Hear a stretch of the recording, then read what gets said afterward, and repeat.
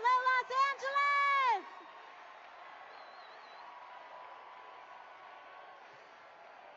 How are we feeling, Lily? Thank you, thank you, thank you.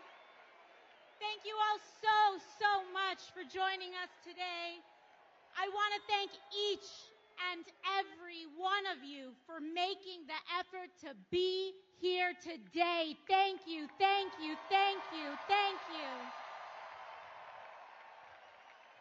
And quickly, I'd love to also thank some of our excellent members of Congress who have joined us here today. We've got Judy Chu, Nanette Barragan, Gil Cisneros, Jimmy Gomez, Sydney Kamlager-Dove, Luz Rivas. Of course, you also heard from Pramila Jayapal and Ro Khanna earlier today. Thank you all so much. My name is Alexandria, and some of you may know me as AOC. And from the bottom of my heart, thank you for welcoming me to Los Angeles. And also, happy Passover to all of our friends celebrating this weekend. Thank you. You know, we're all here together because we share in the frustration and heartache that comes from watching those in power actively tear down or refuse to fight for everyday working Americans like us. And we are here together because an extreme concentration of power, greed, and corruption is taking over this country like never before.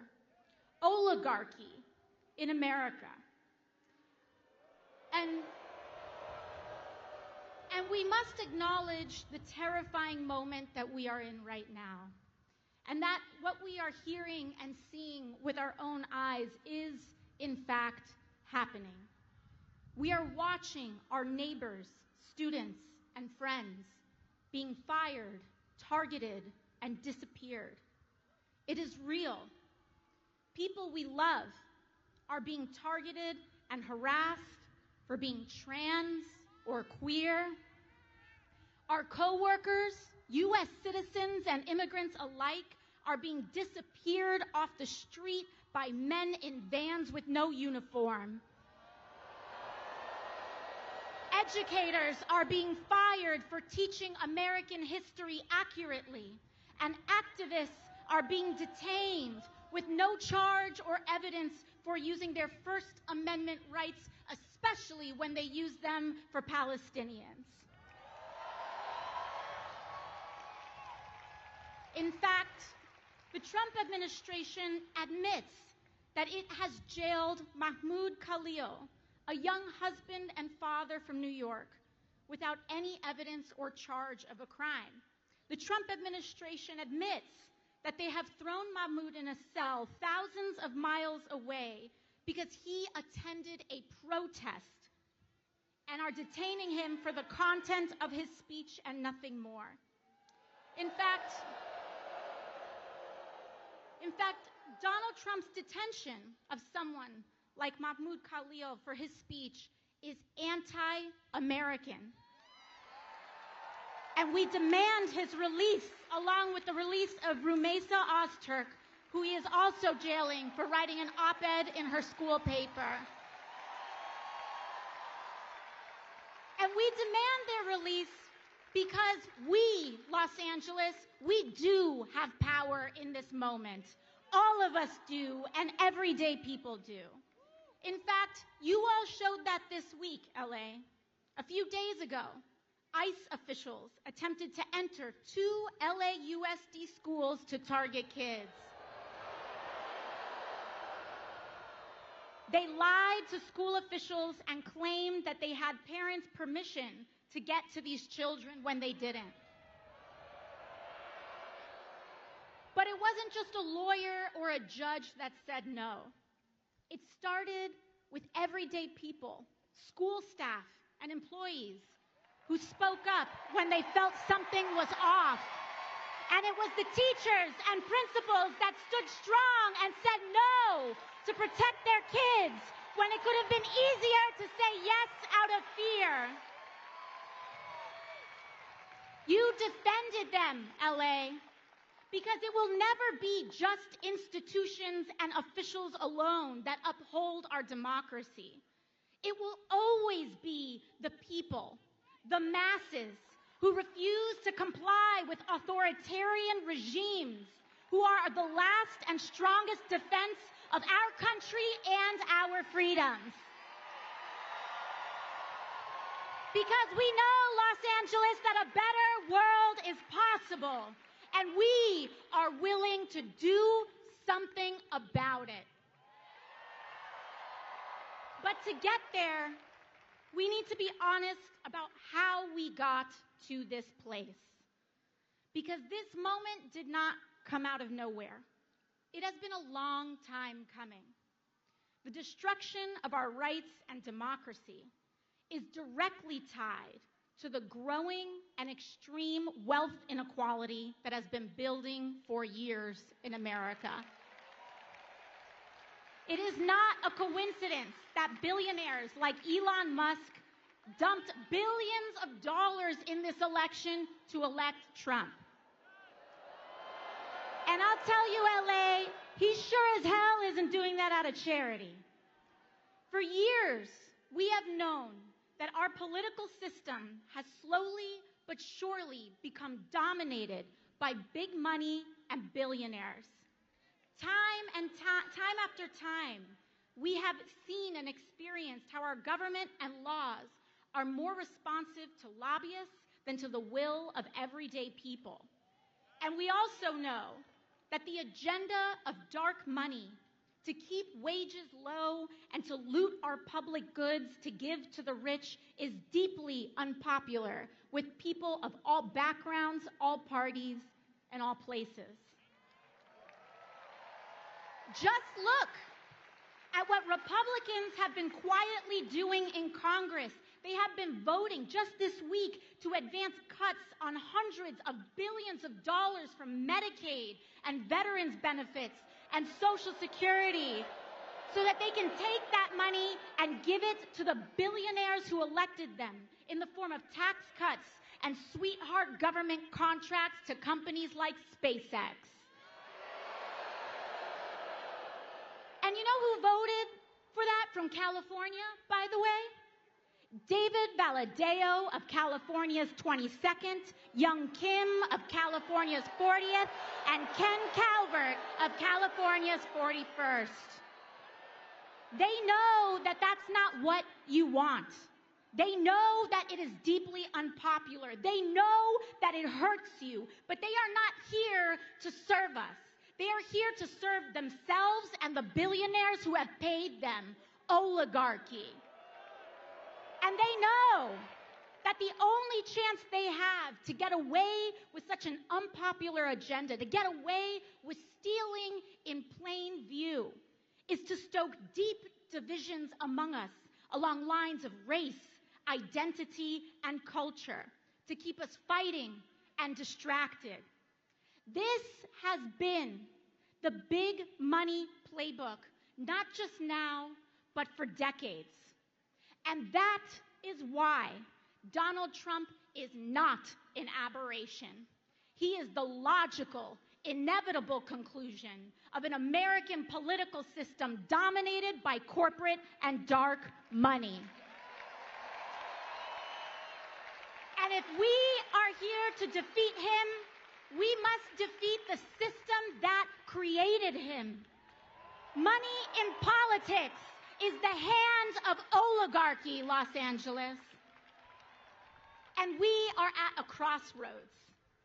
We can either have extreme wealth inequality with the toxic division and corruption that it requires to survive, or we can have a fair economy that guarantees health care to all for working people, along with a democracy and freedoms that uphold it. Oligarchy or democracy, but we cannot have both. Los Angeles, I've made my choice. We must fight the oligarchy that has created this nightmare. And that is why I have never taken money from lobbyists or corporations, and it's why I never will.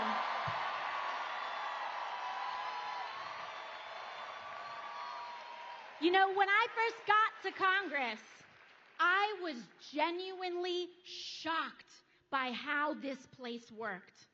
Even having run against dark money and on a campaign against it in the first place.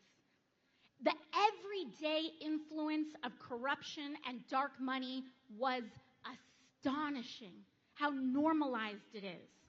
In fact, Congress and members of Congress have somehow conditioned itself to actually believe that it is normal for elected representatives who swear an oath to the American people to day trade individual stocks that make millions with the sensitive information that we are entrusted with for the purpose of governing. How can anyone possibly make an objective vote on healthcare, energy, or war when their personal money is tied up in pharmaceutical, oil and gas, or defense company stocks? They can't. You can't.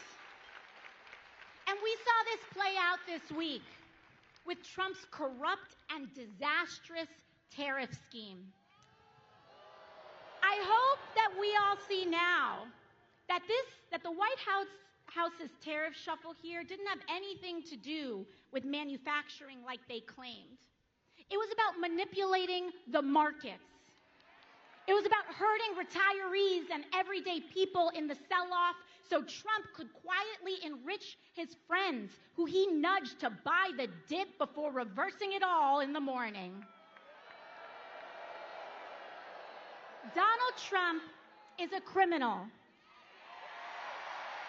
A criminal found guilty of 34 felony counts of fraud. Of course, he is lying and manipulating the stock market too. He is at his best making himself, the billionaires who back him, and the members of Congress who trade with him rich. Not you, not me, not the people. And to be clear, I don't care what party you are, Democrat or Republican. I don't care what position one holds. Members of Congress and elected officials holding and trading individual stock is wrong, it must end, and we must ban it. But I'll give you another example of how shocking and casual this all was when I was first elected. Just this year, I was named and appointed to the powerful Energy and Commerce Committee. This is one of the most powerful committees in all of Congress. And for years, lobbyists worked to keep me off this committee. It oversees 2/3 of the American economy: healthcare, energy, technology, trade. As they say in Congress, if it moves, it's energy. If it doesn't, it's commerce. And that's the jurisdiction of this committee. And an interesting thing that happened was that the day I was named to this committee, the same day, my office's phones rang off the hook and our inboxes were flooded by every corporate lobbyist under the sun. They all wanted to be my best friend. But you know what, Los Angeles?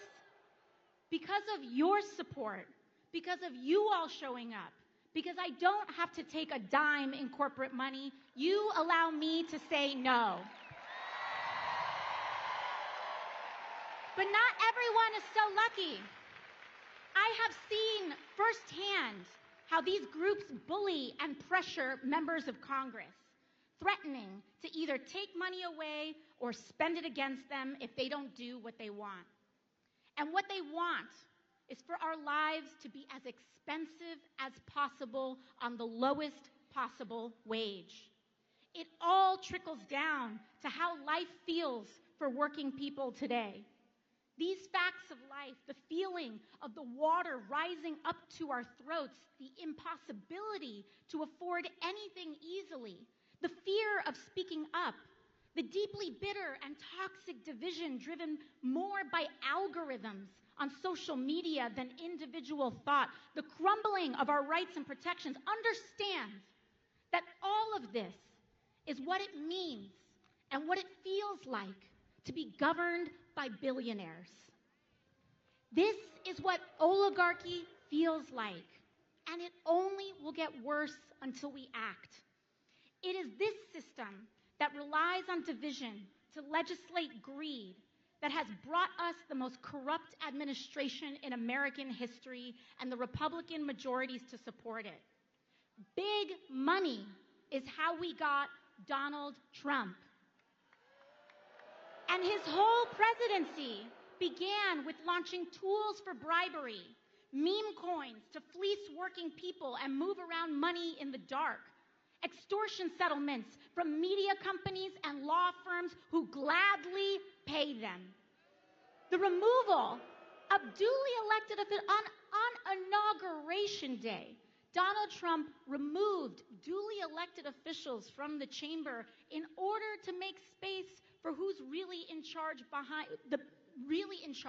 who were the billionaires who sat behind him. They have one central economic mission: to make billionaires richer at the expense of the United States of America. And it does not surprise us that their first economic mission has been to target Medicaid, Medicare, and Social Security, to fire our federal workers, and fleece and abandon our veterans so that they can hand that money off to the billionaires who are backing them. But this isn't just about the Republican attacks on working people, LA. We need a Democratic Party that fights harder for us too. And that means our communities, all of us coming together, choosing and voting for Democrats and elected officials who know how to stand for the working class. And LA, I want to thank you for working very hard and doing your best to try to make that happen. In fact, last month, when other Democrats caved, your senators, Alex Padilla and Adam Schiff, stood strong against the DC pressure and voted against the Republican spending bill to cut billions for working people. In fact, all of your Democratic members of Congress and all of your members here today voted against that bill too. Defend them, LA, and don't stop there. I want you to look at every level of office around and support Democrats who actually fight, because those are the ones who can actually defeat Republicans. So folks, you know what that means. We have to start working now to give David Valadao, Young Kim, and Ken Calvert the boot and replace them with a brawling Democrat who will stand for the working people of California. But beyond elections, LA, our task is to build community. Block associations, volunteer groups, church organizations, PTAs, activist organizations, because community is the most powerful building block we have to defeat authoritarianism and root out corruption. This is the path to guaranteeing health care to every American, to establish a living minimum wage, to take on skyrocketing rents and mortgages, to tackle the climate crisis, and establish a country where the American dream is actually possible for all of us. I come from a working class family. My mom cleaned houses. My dad worked to start a small business. And they worked so hard just to make life possible a little bit better for my brother and I. And when I was a teenager, my dad was diagnosed with cancer. He passed away before I was even 20 years old. And the rug was pulled out from us, all in the middle of the 2008 recession. So many of us live like this. One accident, one bad day, one piece of bad news away from our lives falling apart. We don't have to live like this anymore, Los Angeles. We can stand with one another and stand for ourselves. And we might come from different places, but we share the same experiences. So to all who came here today unsure of whether this is where you belong, I want to say that you do. No matter if you have all the right words to say, no matter your race, religion, gender identity, or status, no matter if you disagree with me on some things, but if you are willing to fight for someone that you don't know, you are welcome here. If you are willing to fight for working people regardless of who they are, how they identify, you are welcome here. Because here, everyone is valued. But we have to stand together. We cannot be tempted to turn in our neighbors or be fooled into thinking that we are really that much different from a trans kid who wants to get accepted by their friends. That we're that different from a dreamer who worked to go to college and try to provide for their family. That we're that different from anyone who's not like us. Hate is a trap that sinks us all. And it is standing together without exception to reject division. That is the only way we can win. It's the only way we can win. So I hope you see that this movement is not about partisan labels or purity tests, but it's about class solidarity. It is about the thousands of you who came out here today to stand together and say our lives deserve dignity and our work deserves respect. No matter who we are here to make a sacred promise to each other. And our goal today is to commit to building the kind of country we all deserve. And we will make that promise to take care of each other on our worst days and to share in the successes of our best. Thank you so much, Los Angeles. And it is my honor here today to introduce someone who has dedicated his life to bringing us together. So let's get loud and let's be grateful because Senator Bernie Sanders is in the building. Come on down, Bernie.